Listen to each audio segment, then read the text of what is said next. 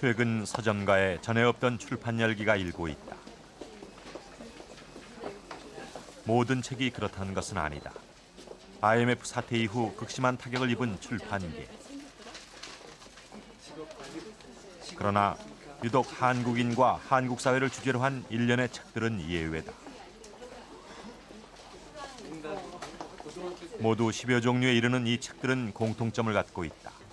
한국인과 한국 사회를 통렬하게 비판하고 있는 것이다.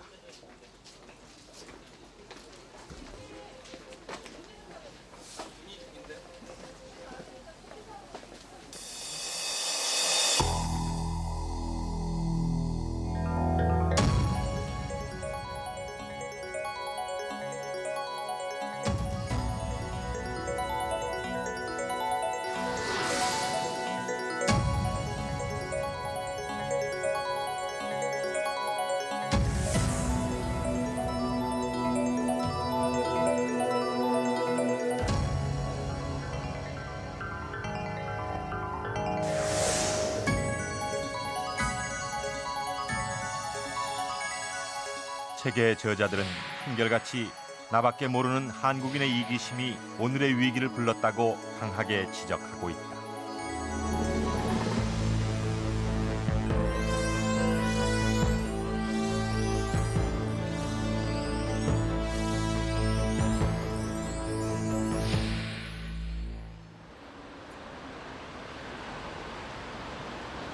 지난 10월 초 서울 도심에서 해괴한 사건이 일어났다. 사건의 주인공은 한 증권회사 간부인 미국인이었다.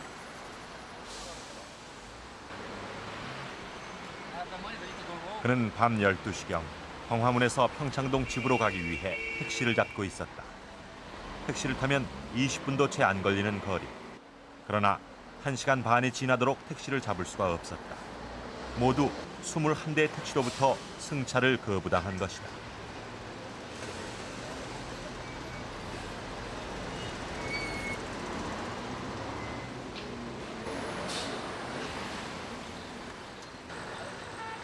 이에 격분한 그는 22번째 택시를 발로 걷어찼고 운전기사와 심하게 다투었다. 그리고는 택시를 빼앗아 집으로 몰고 가버렸다. 집에 도착한 뒤 그는 아내와 함께 경찰에 자수했다. 그의 아내는 한국인이었다.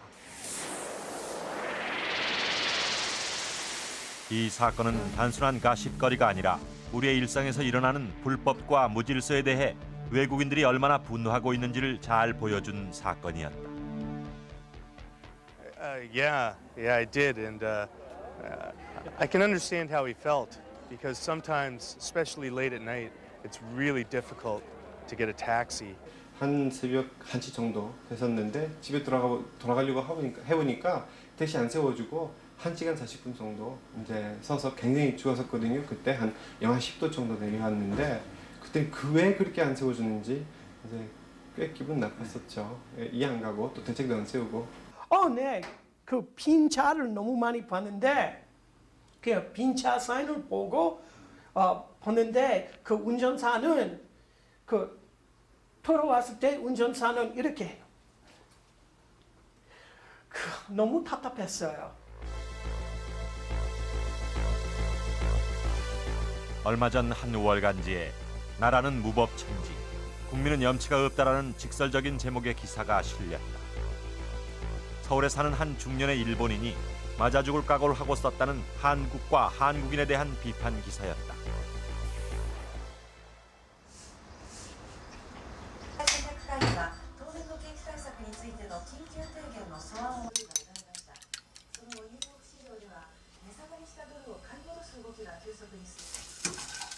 이케하라 마모루 씨, 올해 63살.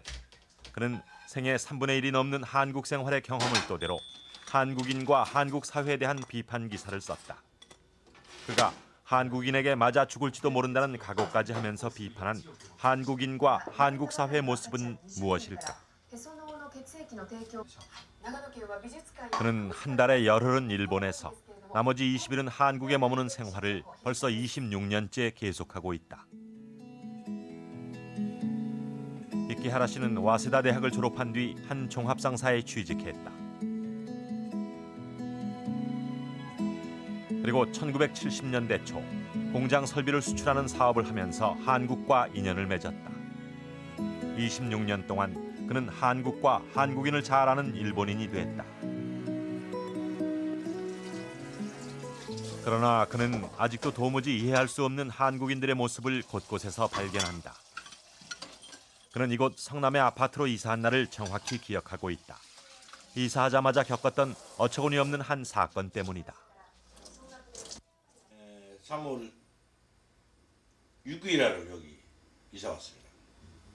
왜 3월 6일이라는 날짜 잘 기억하고 있다면 3월 7일 후에 여러 사람이 찾으러 와가지고 돈 찾으러 왔습니다.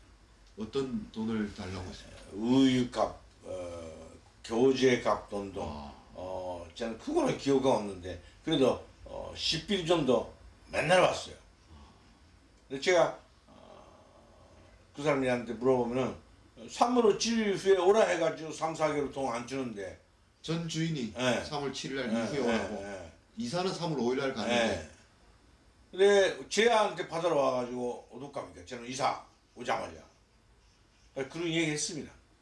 근데 제 밑에 내려가가지고 경비원 아저씨한테 여기 제가 오기 전에 사는 사람이 누구십니까? 뭐 어떤 일을 하시는 분입니까? 물어봤더니 학교 선생입니다. 저는 뭐 여자 학교 선생입니다. 아이고야. 대한민국 학교 선생이 다 그렇다고 말할 수가 없지만 학교 선생 안에 저런 사람이 있다. 이거는 완전히 사기 행위하고 비슷한 거 아닙니까?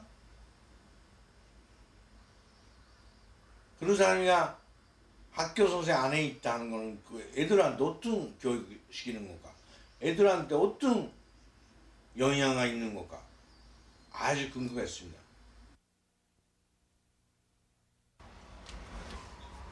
아침 8시 출근 시간. 이끼하라 씨는 남에게 폐해를 끼쳐서는 안 된다는 생각이 몸에 밴 일본인이다.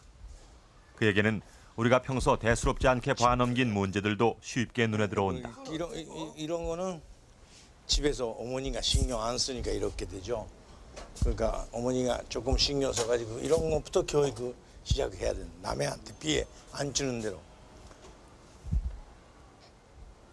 그는 공동의 공간인 복도를 자기만의 공간인 것처럼 여기는 한국인의 생각을 이해하지 못한다. 이끼하라 씨는 스스로 절반은 한국인이 됐다고 말한다.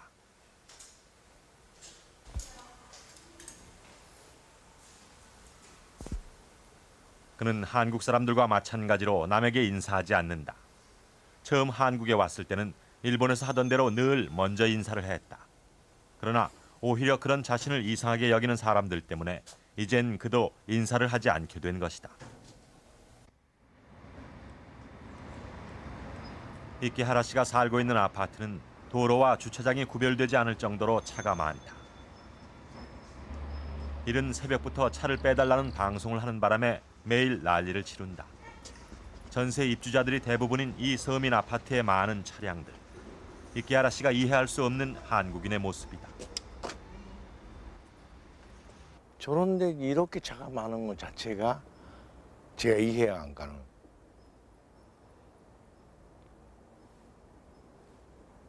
그러니까 내가 미안하지만 여기 사는 사람이 제 사는 자동차만 아니에요?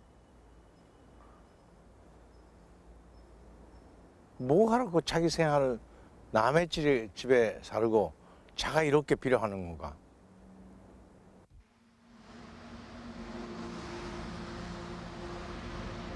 이끼하라 씨는 6년 전부터 기사가 운전하는 자가용 승용차를 타고 있다.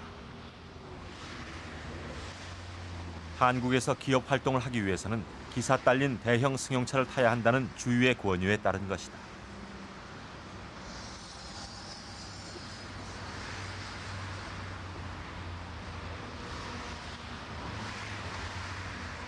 이끼하라 씨가 가장 신랄하게 비판하는 것은 한국의 교통문화다.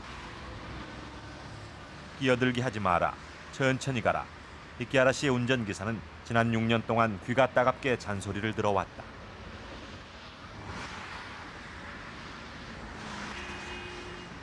우리 기사 제일 못하는 기사예요. 어? 왜요? 한번 해봐요. 어? 당신 언제나 하는 대로 보여줘.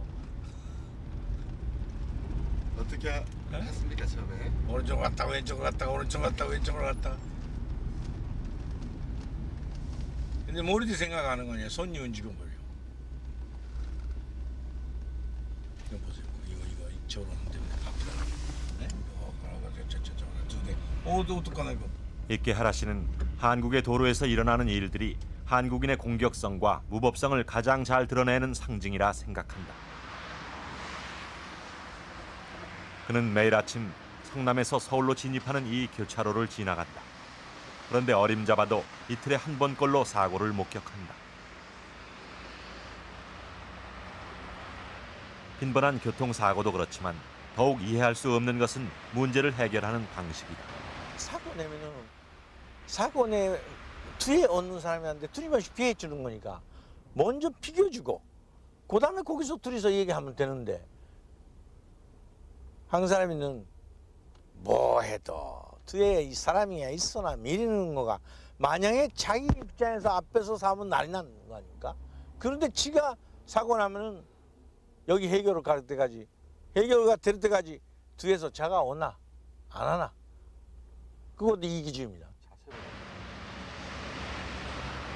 이케하라 씨는 남을 배려하지 않는 이기심이 오늘의 국가 위기를 불러온 근본적인 원인이라 생각합니다.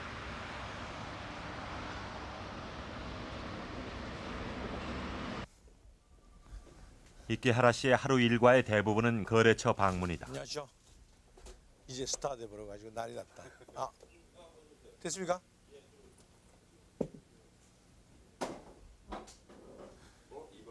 안녕하십니까. 안녕하세요. 저는 영화 스타 돼가지고 바빠서 죽겠어요. 이케하라 씨가 고문으로 일하고 있는 오사카 라센관 주식회사는 석유화학 설비용 특수 건축 자재를 제조하는 회사다. 그의 주된 고객은 한국의 건축 회사들이다. 같이 조용해.実はあんた方が言った時はもう前向きじゃなくてはいやりましょうってじゃなきゃ 20년 이상 거래를 계속해오면서 그는 거래처 사람들 사이에서 잔소리 잘하는 일본인으로 통한다. 아니 저도 처음에는 솔직한 얘기로 뭐 한국 사람 누구나 그 어떤 과거의 교육에서 가지고 있는 그 반일 감정이라든지 이게 밑바닥에 왜 없겠어요. 다 있는데 쭉 같이 지내 보니까 한국 사람보다 사실은 속마음을 한국 사람 더 사랑을 하세요. 친구분들도 많고 뭐 진짜 한국을 정말 좋아하시는데 그러니까 좋아하니까 자꾸 고쳐주고 싶은 거죠. 특히 그 뭐 공공 그 질서라든지 그런 점은 우리 뭐 다 느끼잖아요. 극장에 가서 뭐 애들 와서 빽빽거리지를 않나, 음악회 와가지고 진짜 무슨 핸드폰을 켜놓고 때르릉거리질 않나. 근데 그런 것들이 남한테 피해를 안 주겠다라는 그러한 기본 교육이 돼 있으면 사람이 조심을 하게 돼 있는 건데. 이케하라 씨의 친한 친구들은 한국인이 더 많다. 그러다 보니 그도 사소한 습관까지 자연스럽게 한국인을 닮게 됐다. 신발을 벗은 뒤 정리하지 않는 것도 그 중에 하나다. 처음엔 자기 신발은 자기가 정돈하는 게 당연하다는 생각에서 그렇게 했다. 그런데 한국 사람들은 당연한 일을 하지 않았다. 아침에 계란 때 밥을 만들어. 이케하라 씨는 한국인은 정도 많고 똑똑한 사람들이라고 생각한다. 그래서 친구도 많다. 그런데 자기 신발을 정리하는 정도의 사소한 일을 소홀히 하는 걸 아직도 이해하지 못한다.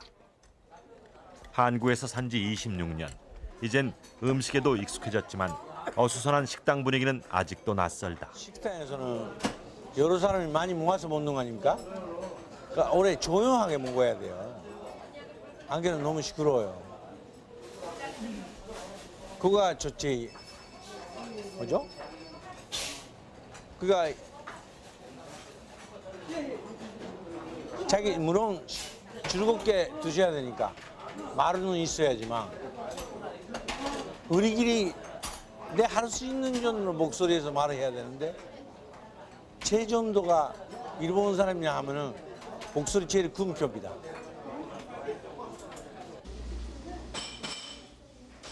밥을 먹고 난 뒤 사용한 물수건이나 음식 찌꺼기가 아무렇게나 방치된 한국의 식당. 이케하라 씨는 자기 집이라면 저렇게 할 수 있을까 생각한다.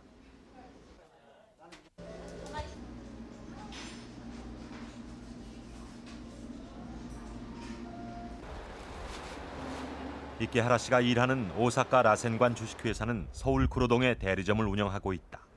안녕하세요. 겉보기엔 작은 규모지만 20년 넘게 한국의 사장님 특수 계셔? 건축 자재를 꾸준히 수출하고 있다. 여기서 만들어놔? 예, 여기서. 지금? 한국에 진출한 초기엔 설비 전체를 수출했다. 그러나 지금은 일부만 수출한다. 어? 한국의 기술이 그만큼 좋아졌기 때문이다. 그러나 아직도 핵심 부품은 일본에서 들여온다. 이케하라 씨는 그 이유가 기술 때문만은 아니라고 여기고 있다.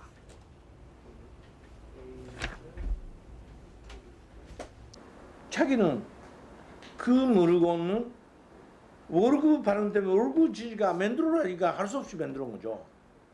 쓰는 사람이 생각 한 번도 안 해요. 그가 만약에 이 컵부 만들었다면 컵부 쓰는 사람이가 이 컵부에서 물을 먹으면 맛있다. 누가 만들어서 모르니까 감사해야 되겠다. 그런 마음으로 아무것도 모르는 사람이가 사는데 그 사람이가 그렇게 생각하는 대로 만들어자 하는 마음이 있어야 돼요. 근데 한 사람이는 컵부 먹는데 물을 무슨 생각이 있어요? 물을 들어가면 되는 거 아니야. 그 차이가 분질의 차이 납니다.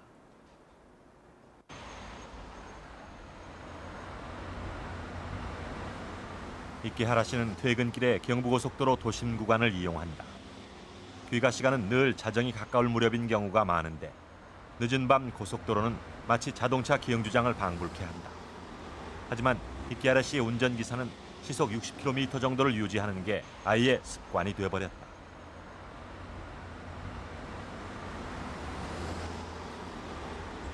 기름 한 방울 나지 않는 나라에서 과속을 하게 되면 그만큼 연료 소모가 많아지고 차에도 무리가 간다는 이케하라 씨의 잔소리 때문이다.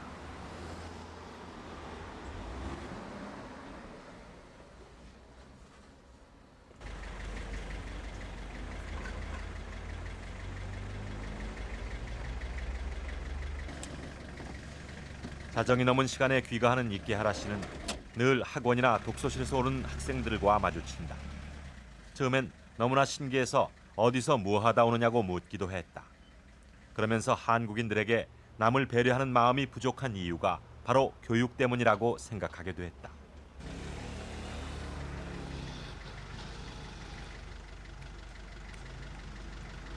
저는 20 몇 년 전에 한국에 와가지고 처음 한국 사람한테 배우는 말가 우리나라는 동방예치 극우다. 언제부터 그렇게 될까 모르지만 벌써 10년 넘었어. 그런 소리 한 번도 못 들었습니다. 최근에는 못 들었다는 예, 말씀이죠. 예. 그러니까 그 동간이 없어졌는 거 아닙니까? 특히 대한민국은 아파트 많은 거 아닙니까? 저도 아파트 생활을 20년 넘어 하고 있으니까 그렇지만 완전히 공동사회 의식이야 제로입니다. 제로. 근데 보는 사람한테 제로다 해도 그 자체가 문제지만 그 옆에 어른가 있는데 어른가 안 가르쳐 주니까 그렇게 되는 거 아닙니까? 솔직히 말할게 너무한다. 그렇게 생각합니다. 안 된다 정도 아니고 너무하는 겁니다.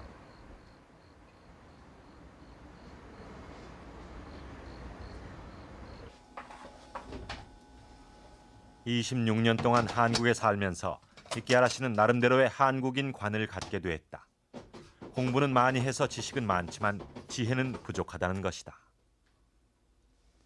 1시간 공부하면 1시간은 생각할 시간이 있어야 할 텐데 그렇지가 못하다는 것이다.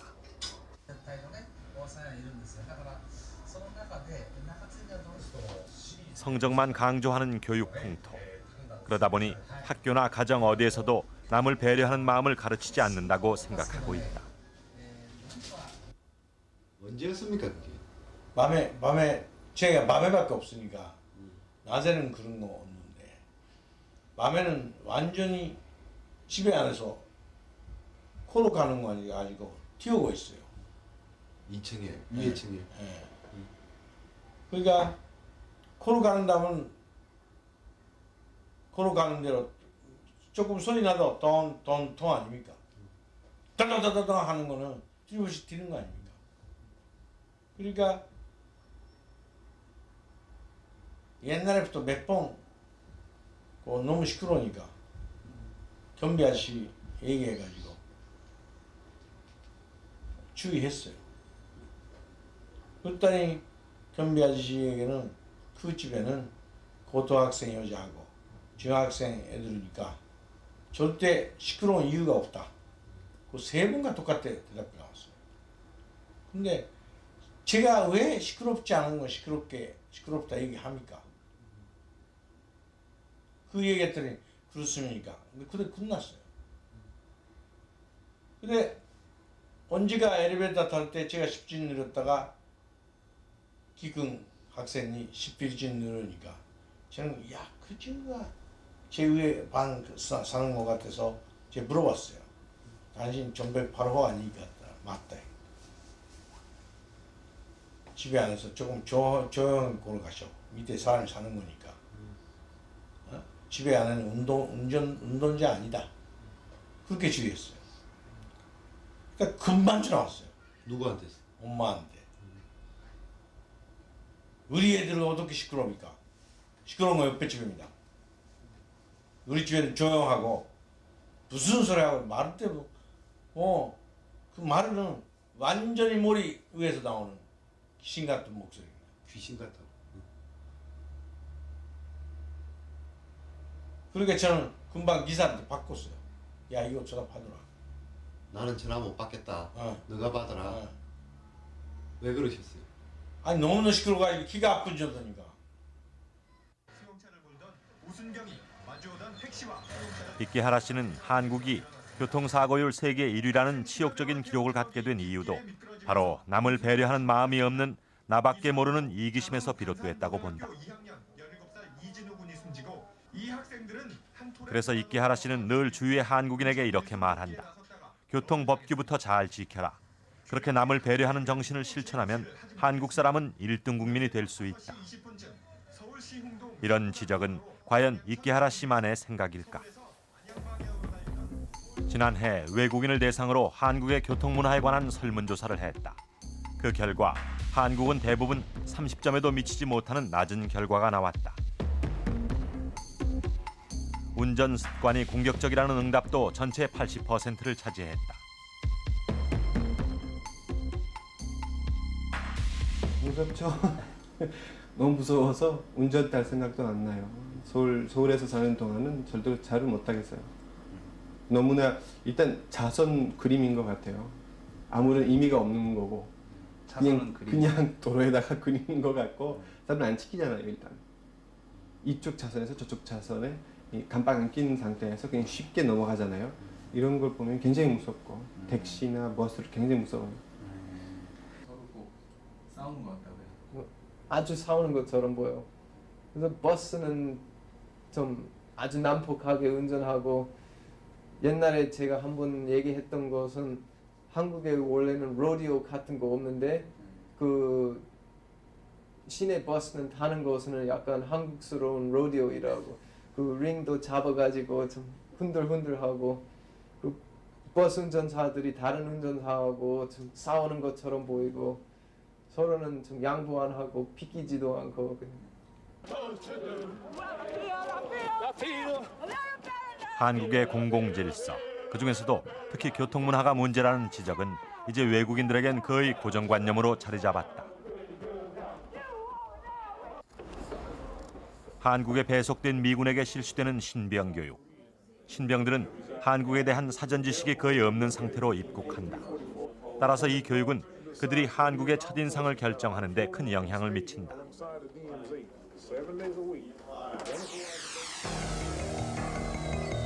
그런데 미 8군의 신병교육 교재에는 우리를 부끄럽게 하는 대목이 있다.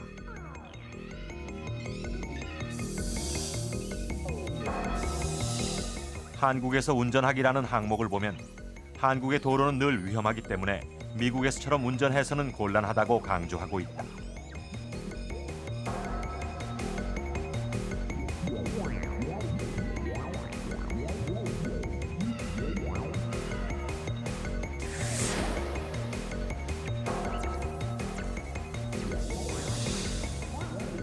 또한 한국의 대중교통 수단을 악몽에 비유하고 특히 자가운전을 하는 병사들에겐 방어운전 기술을 반드시 갖추라고 가르친다.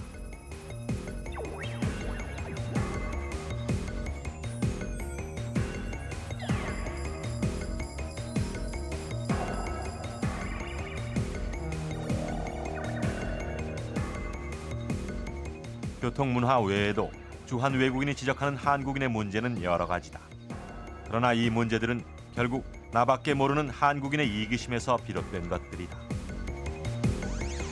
한국하고 일본에 있는 사람들의 차이는 좀 좋은 예가 있어요. 제가 일본에 갔을 때 어떤 아줌마가 나하고는 좀 잘못 걸어가다가 밟았는데 그 아줌마가 나한테 먼저는 미안했는데 제가 실례했다고 좀 하려고 했지만 그 아줌마가 먼저 했어요. 그래서 제가 그 생각하고 한국 사람들이 완전히 틀린 점이에요.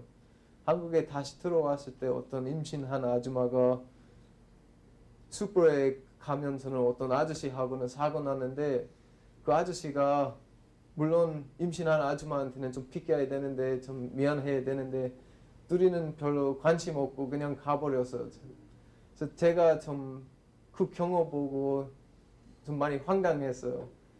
그래서 한국 사람들이 좀 그런 단점이 있다고 생각했어요. 좀 서로 배려 안 하고 서로는 좀 개인 건강을 안 주고 좀 관심 없는 것을 좀 남한테는 별로 잘 해주지 않아요.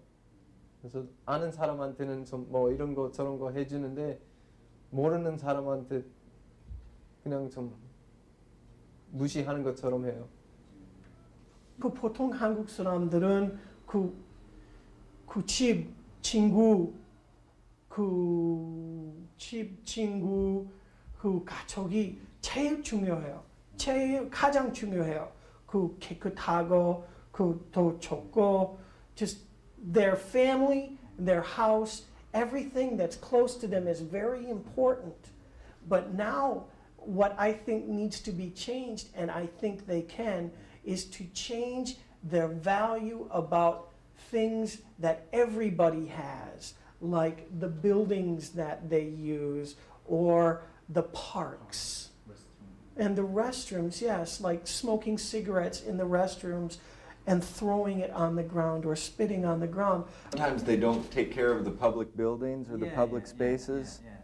Boy, yeah. You know what drives me nuts is when I see people spitting all over the place. I can't understand that. As a foreigner walking around, if I were a tourist and I saw people spitting on the floor in public buildings, I think I'd be shocked. I think I'd be shocked by that. Would you spit in your own home? Of course not. Well, why do people do it in the school then? Why do people do that in restaurants?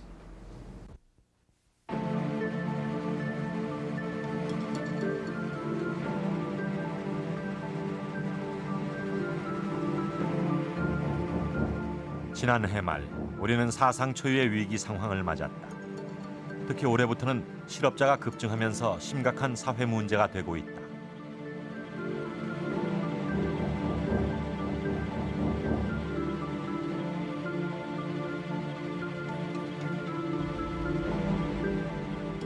한때 아시아의 4마리 용 중에서 가장 잘 나간다던 한국 경제가 이 지경이 된 이유는 무엇인가? IMF 사태의 직접적인 원인은 기업들의 무분별한 차입 경영이 빚은 외환 위기라는 데 이견이 없다.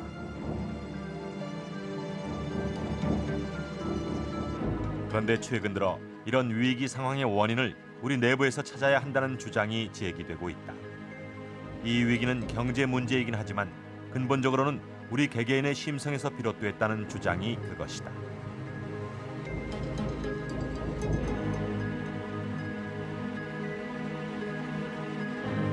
우리나라가 지금 국난을 맞이고 있습니다. 이 국난은 우리 처음에 있는 거 아니거든요. 임진왜란도 국난이고 심지어도 국난이었었고 지금 IMF도 국난이 틀림없는데 그 근본 원인은 소위 정치를 잘 못했다든가 경제적인 문제로서 해결되는 것이 아니라 그 밑바닥에는 한국민의 집단적인 무의식 속에서 우리밖에 모르는 그런 이기주의가 언제든지 작동하고 있어요. 임난 때도 그랬습니다. 외국 군대가 온다 그런데 우리 당파가 손해다 그러면 그것을 안 알려버려요. 자기 당파에게. 같이 전선에 일선에 나가도 자기 당파가 손해다 그러버리면은 자기들은 빠져버려요. 이것이 임난이었고 독립운동 할 때도 그랬습니다. 독립운동 할 때 가장 실패한 원인은 어디에 있었냐면 한국 사람이 하나가 못 되었어요. 지난 선거 때도 그랬지 않습니까? 야당한테 정권을 주느니 IMF 대화도 상관이 없다. 그래놓고 정보도 제대로 알리지도 않고 이것이 우리가 겪어왔던 국난의 근본적인 원인입니다. 그래서 내가 이번 IMF도요. 이게 경제적인 문제라서 회개를 한다면 또다시 일어납니다. 설령 일시적으로는 마무리될란지도 모르지만 이것을 없이기 위해서는 우리 의식을 바꿔야 돼요. 이것이 나베끼머리는 한국병의 가장 큰 원인입니다. IMF 사태 직후 우리는 전국민 금 모으기나 달러 모으기 운동 등을 통해 강한 애국심을 보였다. 그러나 그런 모습을 우리의 일상 속에서 찾아보기는 힘들다. 외국인들의 눈에는 혼자 운전하는 승용차의 행렬이 이해할 수 없는 이기심으로 비친다.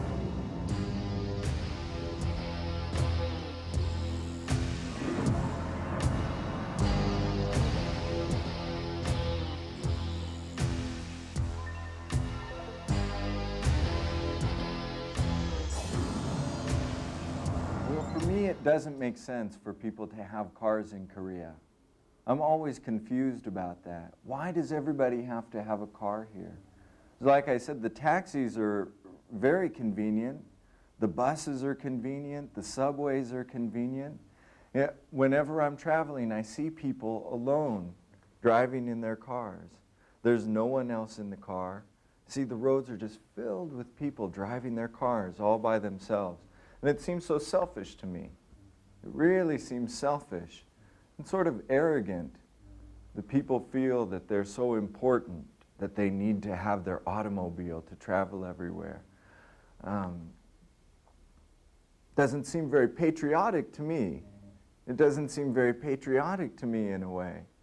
That if people really cared about the country, because, I hear Korean people talk a lot about patriotism. They talk about how much they care about the country and how much they want the country to be successful. But when I see people driving their cars, it just doesn't seem right. It doesn't seem right. It seems very selfish. 90년대 한국 사회는 해방 후 최고의 풍요를 구가했다. 국민소득 1만 불 시대 한국인의 과소비는 세계를 놀라게 했다. 그러나 물질적인 풍요를 뒷받침할 정신적 가치는 실종돼 갔다. 사회 전체에 공동체를 생각하는 윤리보다는 자기만을 생각하는 개인주의가 확산됐다.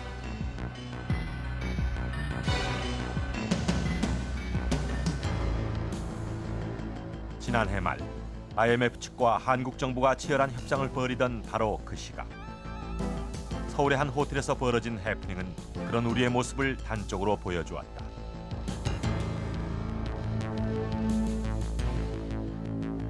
같은 호텔의 지하 나이트클럽은 젊은이들로 발 디딜 틈이 없었다.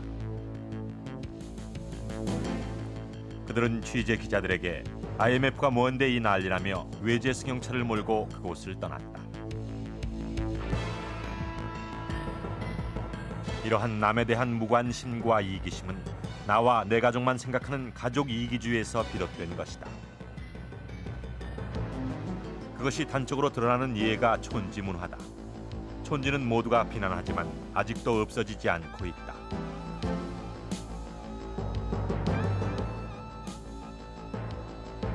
그리고 법으로 금지된 고액 과외 역시 이런 생각의 극단적 예다.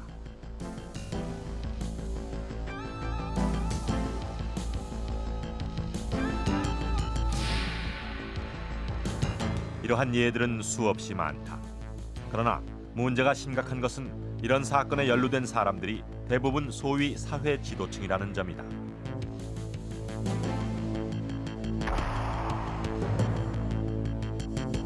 한국 사람이 자식을 가르칠 때는 무엇이라고 가르치냐? 똑똑한 사람이 되어라.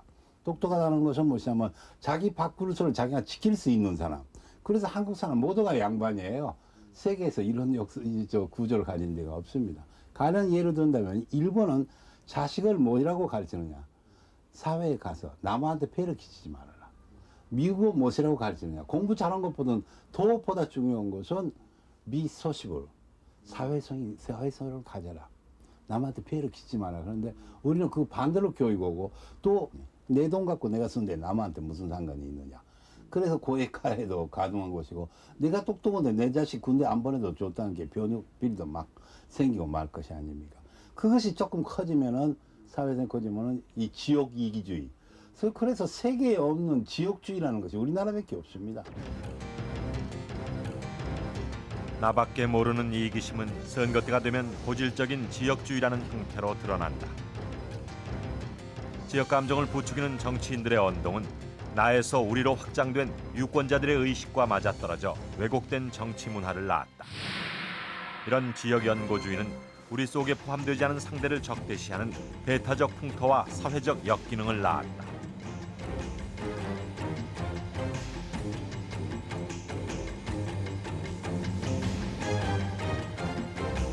역기능 정도가 아니고요. 우리 사회가 돌아가는 것을 근본적으로 차단시키는 그런 아주 나쁜 힘으로 지금 작용한다고 생각이 듭니다. 가령 제가 예를 들어보면은 지금 IMF라는 사태로 지금 6.25 이후에 최대 검난이다 이렇게 얘기하는데요. 그 근본적인 문제는 역시 재벌들과 이 정치 세력과의 유착으로 보지 않습니까?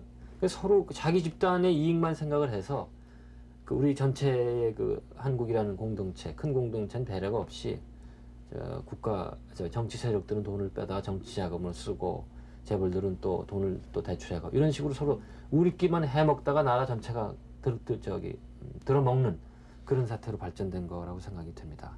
지금 IMF 위기라는 게 경제 금융 위기다 이렇게 얘기를 해왔는데 저희들 문화 전공하는 사람들은 절대 그렇지 않다. 경제는 표면적으로 드러나는 것뿐이고 근본적으로는 잘못된 사회 문화의 위기에 있다. 잘못된 사회 문화가 뭐냐?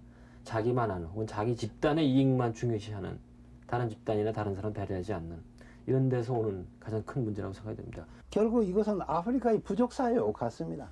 이게 이제 우리가 자동차 있고 GNP가 만불이 되었다 그러지만은 멘탈리티는요.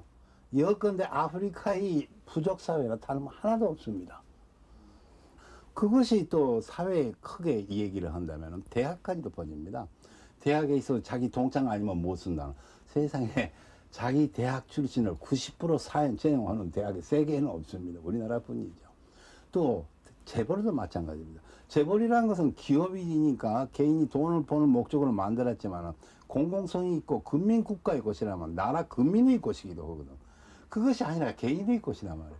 그렇게 심지어 재벌의 총수가 자기 위 밑에 있는 제일 높은 사람, 사장이라도 그런 사람들을 모습으로 알고 있단 말이에요. 이거 현실입니다. 또 군대 속에서 자기들끼리 충성을 한단 말이에요. 자기들끼리 충성한 것이니까 이거 하나 해도 만들 수 있는 것이고 모든 한국의 부정의 원인, 부패의 원인이 비리의 원인이 자기 모르는 거. 그것이 가족으로, 지역주의로, 자기 중심주의로 대학이고 뭐시고 그래서 세계적인 경쟁력이 없어요 우리가.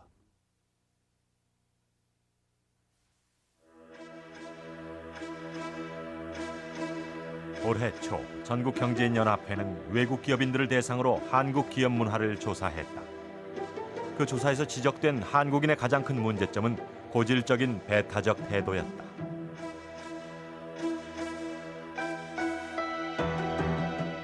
실제로 지난 96년 독일에 진출한 어떤 한국 기업이 현지 사원들을 포용하지 못하고 지나치게 권위적인 방식을 강요하다 직원들의 반발로 큰 어려움을 겪은 적이 있다.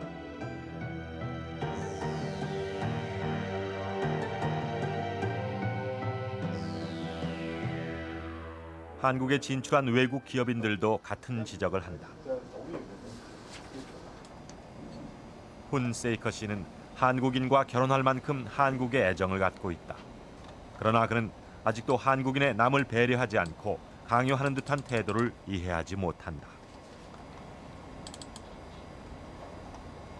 My own personal trait is, for example, I do not drink. I do not drink alcohol.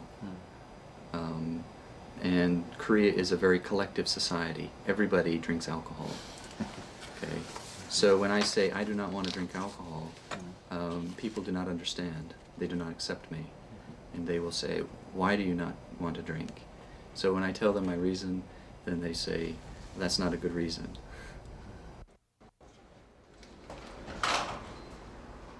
한국인 직원을 고용한 외국 기업의 경우는 어떨까? 이 프랑스계 은행은 지점장만 프랑스인이고 대부분의 직원은 한국인이다. 베사드 씨는 한국인의 배타적 태도가 조직 내에서 권위와 위계 질서를 지나치게 앞세우는 형태로 나타난다고 본다. 그것이 조직의 효율성을 떨어뜨린다는 것이다.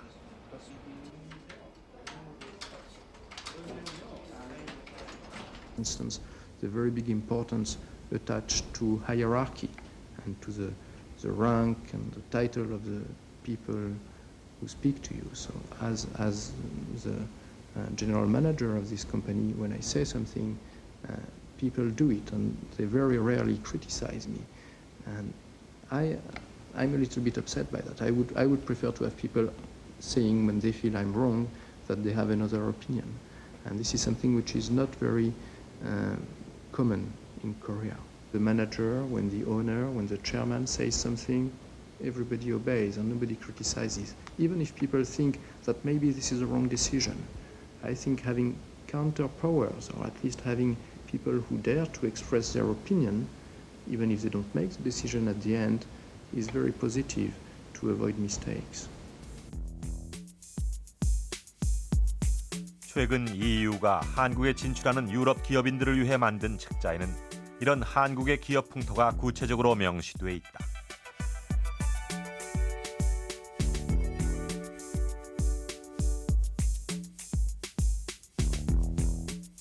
비싼 선물과 과장된 직위 외에 한국인의 배타성을 극복하기 위해 연주를 동원하라고 강조하고 있다.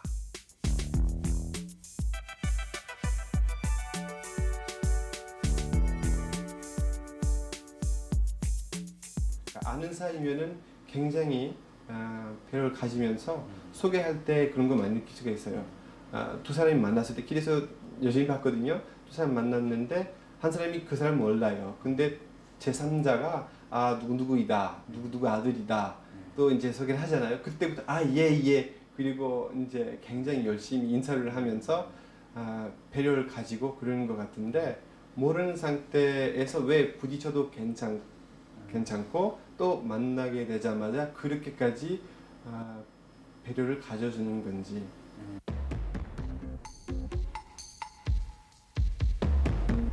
지나치게 나와 남을 구분하는 한국인의 배타적인 태도가 주한 미군 신병들에게 제공되는 안내 책자에는 다음과 같이 묘사돼 있다.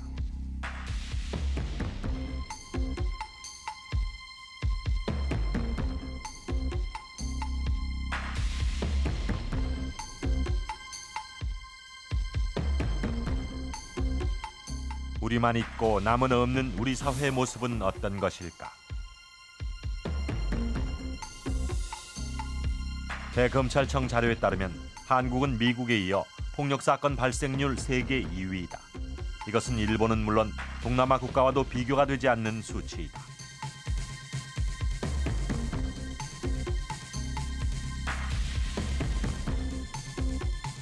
그리고 폭력 사건의 원인은 대부분 사소한 다툼이 폭력으로 발전한 것이었다.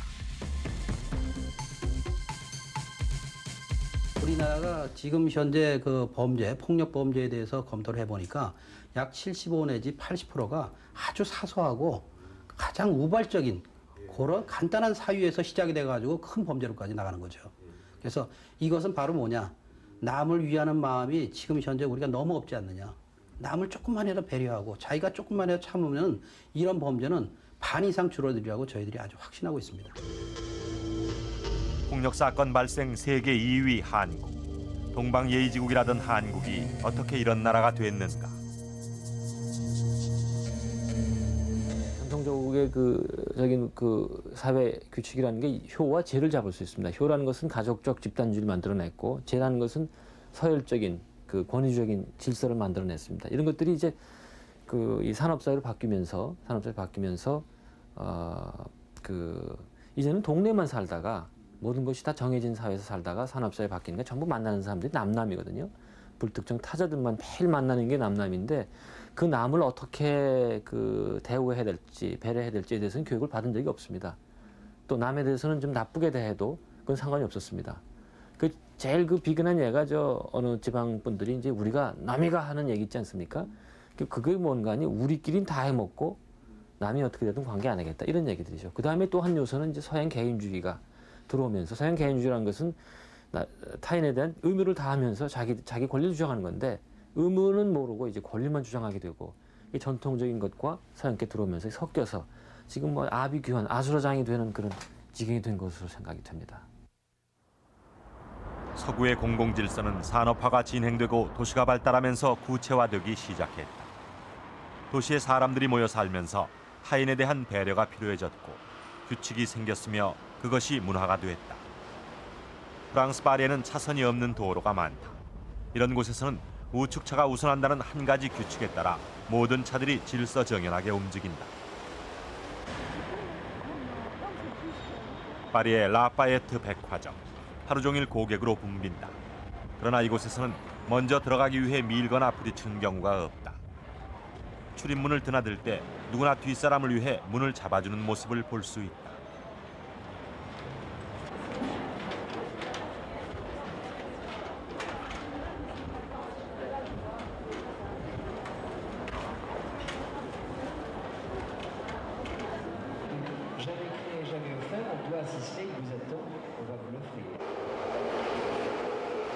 일본인들도 타인에 대한 배려가 생활화돼 있다.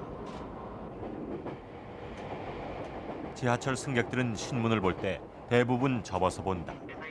활짝 펼치면 옆에 앉은 사람에게 태가 되기 때문이다.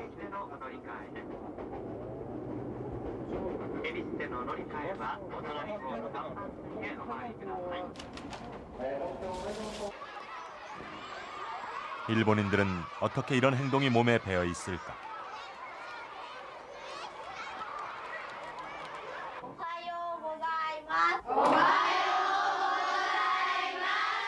일본인들의 남을 배려하는 문화는 어릴 때부터 인사하는 교육에서 시작된다. 자율 배식을 하는 점심시간. 혼자 멋대로 행동하는 어린이를 볼 수 없다. 먼저 배식을 받았어도 배식이 끝날 때까지 기다렸다가 잘 먹겠습니다라는 인사를 한 뒤 함께 식사를 한다.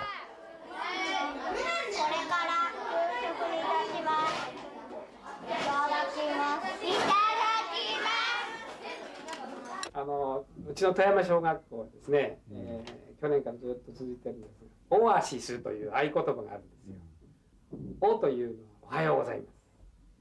あというのはありがとうございます。しというのは失礼しました。それからすというのはすみませんでした。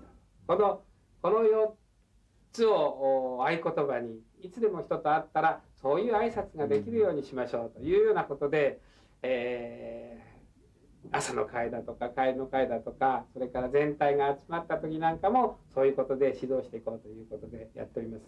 ですからそういうのを積み重ねることによって子どもたちの中に挨拶がきちっと出てくるんではないかなというふうに思います。挨拶というのは私たちがやりなさいと言って身につくものではなくて、子どもの中から自然とこう出てくるものではないかなと思いますのでね、繰り返しやっていくことが大事かなというふうに思います。 최근 우리나라에서도 이런 작은 실천이 중요하다는 주장이 제기되고 있다.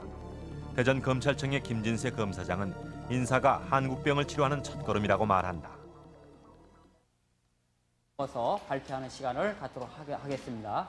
자, 우리 5가지 다시 한번 살펴볼까요? 서울시 교육청에서는 이미 요일별로 5가지 작은 실천 사항을 정해 이를 학교 생활에 반영하고 있다. 그것은 바르게 인사하기, 차례 지키기, 교통질서 지키기, 내일 내가 하기, 공공장소에서 조용히 하기 등 5가지다. 네, 아주 잘했어요. 여러분들 그러면 내가 먼저 바르게 인사하기 위해서 우리가 실천한 사례가 많이 있을 것 같아요. 자기가 실천한 경우를 한번 발표해보는 시간을 갖도록 하겠어요. 그리고 어린이들 스스로 얼마나 실천했는지를 점검하게 한다.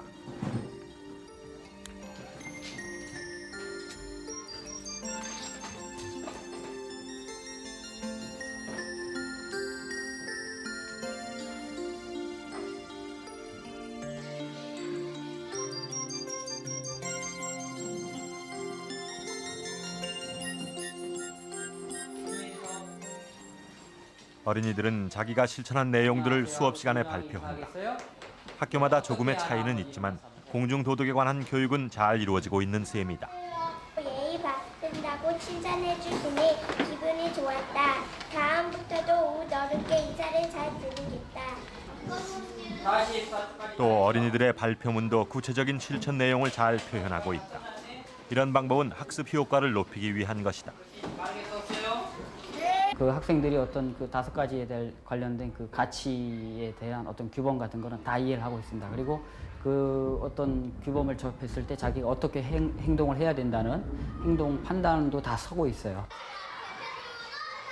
수업이 끝난 뒤에 점심시간.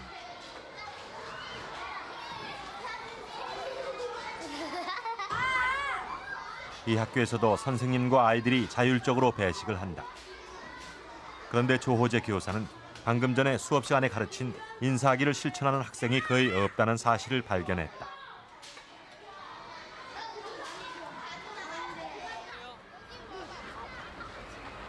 고맙습니다, 감사합니다라고 인사한 어린이는 딱 한 명 있었어요. 방과 후 조호재 교사는 어린이들에게 배식 시간에 인사한 사람이 한 명뿐이었다는 사실을 알려준다. 다음부터는 잘 지킬 수 있겠어요? 네. 다 같이 한번 인사해봐요. 감사합니다. 아까 급식 받을 때 선생님께서요. 잘났다 주실 때 고맙습니다라고 인사했어요. 왜 인사했어요? 우리 동생들하고 우리 엄마하고 오빠 너가 그렇게 잘하냐? 밥을 지어주시니까 감사한 마음으로 인사를 했어요. 한 반 40여 명의 어린이 중에서 선생님께 인사한 학생이 한 명뿐이라는 사실은 교육이 교실 안에서만 이루어졌음을 뜻한다.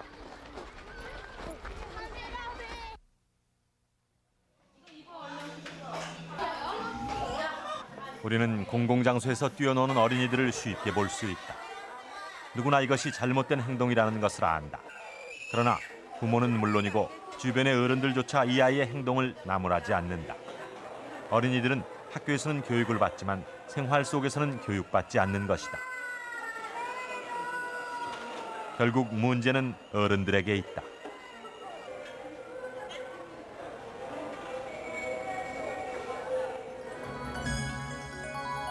오히려 어른들은 어린이들을 가르칠 자격이 없는 것은 아닐까. 누구나 초등학교 시절부터 인사하는 법, 공공질서의 중요성을 배운다. 그러나 학교만 벗어나면 남을 배려하지 않는 환경에 그대로 노출되고 결국은 남을 배려하지 않는 또 한 명의 한국인으로 성장하게 되는 것은 아닐까. 있게 하라시는 부모와 어른들부터 바뀌어야 한다고 강조한다. 제일 중요한 거는 남한테 피해 주지 말고 남한테 감사하는. 그거는 어머니 아버지가 그런 거 느끼지 않아서 어떻게 애들을 교육시킬 수가 있습니까? 그다음에 학교 선생, 아버지 엄마 재교육 시켜야 돼요.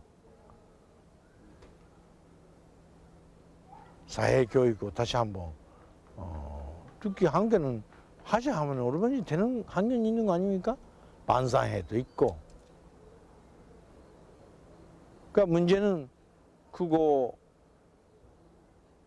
하자 하는 사회 지도준, 행정하는 사람이, 그런 사람이가 그런 노력을 시작해야 된다. 그렇게 생각합니다.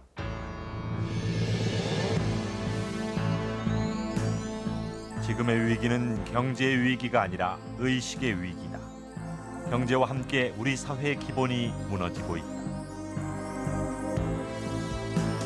지금은 커다란 실천이 아니라 어린이들이 학교에서 배우는 작은 예절, 작은 질서를 어른들이 실천해야 할 때가 아닐까.